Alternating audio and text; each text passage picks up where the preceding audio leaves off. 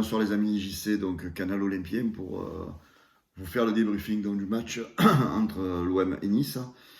Donc voilà, l'OM finit sa série, l'OM termine sa série, donc l'OM s'incline ce soir 3 buts à 1 donc, face à cette équipe de Nice.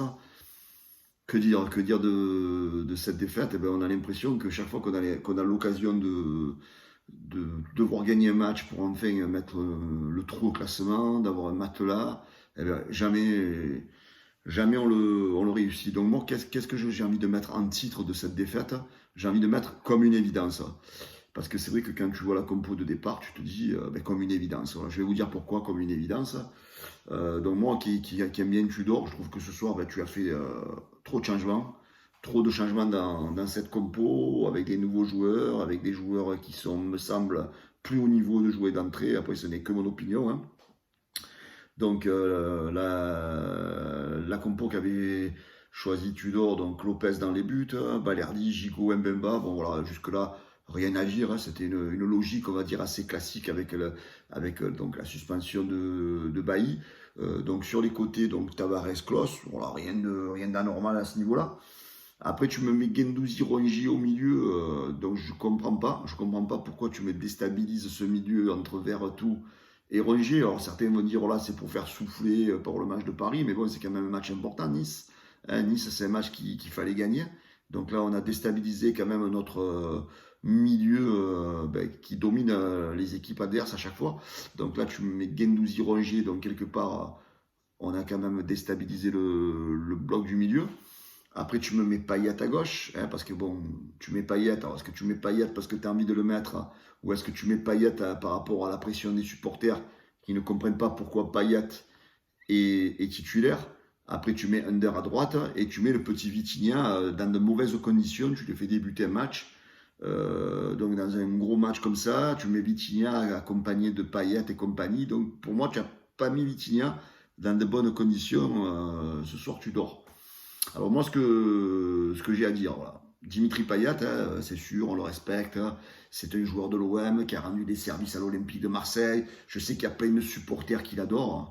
Mais les amis, je crois qu'à un moment donné, il faut se rendre à l'évidence. Dimitri Payet n'a plus le niveau d'être titulaire à l'Olympique de Marseille. Voilà, je veux dire, les matchs parlent pour eux. Dimitri Payet, cette saison, il a été titulaire face à Lens, à domicile. Tu as perdu 3-2. Il a été titulaire contre Francfort, tu perds 3-0 à domicile. Là, en première mi-temps, je suis désolé, il a été inexistant. Et ce milieu gauche a été, Tavares, Balerdi, a été déséquilibré justement par rapport à Payet qui court plus, qui fait plus les efforts défensifs, qui a trop de maladresse technique. Payet sur ce match, c'est 30 ballons touchés, 13 ballons perdus, vous vous rendez compte? 13 ballons perdus, Payet, précision des passes, 56%. Ça veut dire qu'une passe sur deux, elle est ratée. Donc voilà, les amis, le constat est là. Dimitri Payet, j'ai rien contre Dimitri Payet. J'ai pas envie de lui cracher dessus. Mais à un moment donné, je crois qu'on se rende à l'évidence. Après, bon, attention, il n'y a pas que Payet qui a été dégueulasse ce soir. Hein. Mbemba a manqué son match. Balerdi pas terrible. Même Paul Lopez, voilà, ce soir, tu m'as relâché un peu trop de ballons, je trouve. Hein.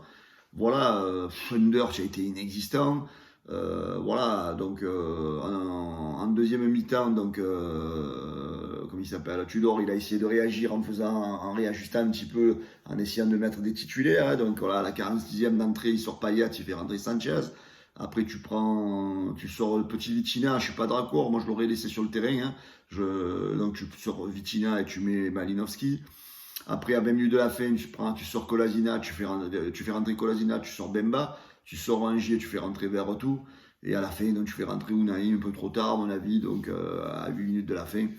Voilà, ce soir, donc je pense que c'est une victoire qui était prévisible, comme une évidence quand tu vois la compo de départ, trop de changements et Payet, qui, moi je suis désolé, qui déstabilise trop cette équipe.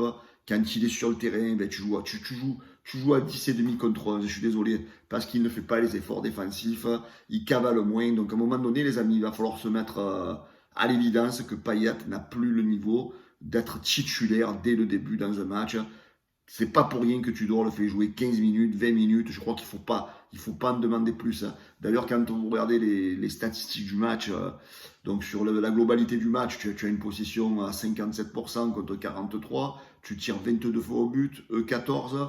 Toi, tu tires que 5 fois, tu cadres que 5 fois sur 22 frappes, et eux frappent 8 fois sur 14 au but cadré. Première mi-temps, voilà, on voit qu'en première mi-temps, ça a été un peu plus équilibré parce que on a été pas bon hein, sur cette première mi-temps. 53 pots de saison, 47 pour eux, 8 tirs partout. Nous, on a fait 2 frappes cadrées, eux, ils ont fait 4 tirs cadrés, donc 2 buts.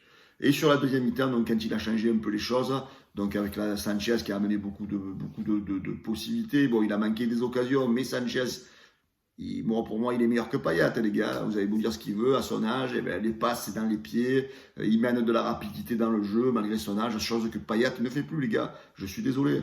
Deuxième mi-temps, donc il y a 61% de possession, 39% pour eux, 14 tirs pour toi, 6 tirs pour eux. Voilà, sur la deuxième mi-temps, malgré tout, on les a dominés. Donc c'est vrai que le troisième but niçois, ben, il est anecdotique. Hein.